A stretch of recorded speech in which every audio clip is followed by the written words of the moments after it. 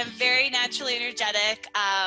Not always at 4:30 in the morning, to be totally honest, but I'm now, after 3 years of VIP Kid, I'm an early riser, and I can get excited about going to New Zealand very easily now. I do know that the classes where I really come with great energy, that those are the classes that work. You know, if you get a student like Dora, and you don't have energy to just go with her. I mean, she's hilarious. She's so funny. Sometimes, some classes, she just is screaming the whole time after me. Sometimes, like in this one, all she wanted me to do was tickle her feet for 25 minutes. I mean, really, that's all she wanted for me to do. So I need to be prepared with that. And when I have that energy and I can match Dora, the classes just flow so much better. So it's very helpful too when you have that energy as well.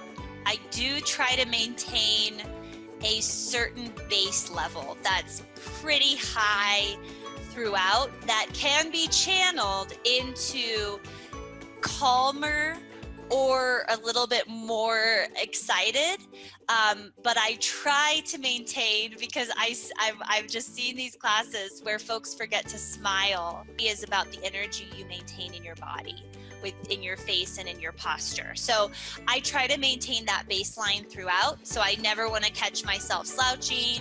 I never want to catch myself kind of just letting my face go to zero. Like I always say, there's nothing wrong with your at rest face, but it kind of can come across as like, I don't want to be here. So definitely there's a baseline.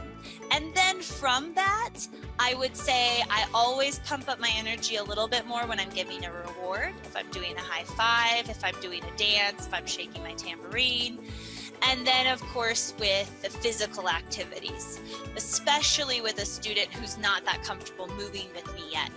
I will bump up my energy to be like, come on, do this with me, without that language, but with my body, because I want to really express like this can be fun. So I do think that sometimes if we have, for example, TPR without good energy behind it, it can get lost.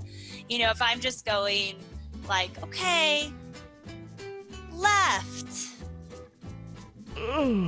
Or do I stand up and do my shimmy to the left and fall over? That's going to get the student much more engaged. So those physical activities, I do think require a little bit more energy. Are there some strategies that I use? Yes, I want to get them laughing right away. Or at least I want to get them thinking, hey, this isn't going to be so bad. So usually in my introduction, if it's a new student, I'm doing like a little shtick. Like I think I did it with Fiona because she was a new student. Dora I've had a few times. Dora is more of a regular. But with Fiona, I had my puppet sneeze on me right away. And I like to just have that icebreaker, or maybe sometimes my puppet eats my headset, or I fall off my chair. So it's like immediately like, we're gonna have fun today, you know? Don't be afraid, it's gonna be okay. And I think that is a huge part. Another part is be consistent with your positive praise. The kids love that. They love getting the consistent praise, and they really connect well with that. So if you're, and I really like to make it very physical. So getting those high fives in there, or getting like a dance in there. They love that stuff. And then all of a sudden you're bonding over something that they feel totally comfortable with, which is a high five. Everyone can do a high five. You know, they get those slides usually go really well, and then they high five mom. A lot of times we think about TPR and our bodies as a tool, but we kind of can forget about our voice. And so I think your voice can be a very strong tool as well. Using the quiet and coming really close. And then carriage. And you can, of course, incorporate TPR with that. Or just different voices, like, hi, I'm Meg, or hi, I'm Mike, you know, different things like that. And just remembering to do it, because sometimes we forget, and I fall into that all the time.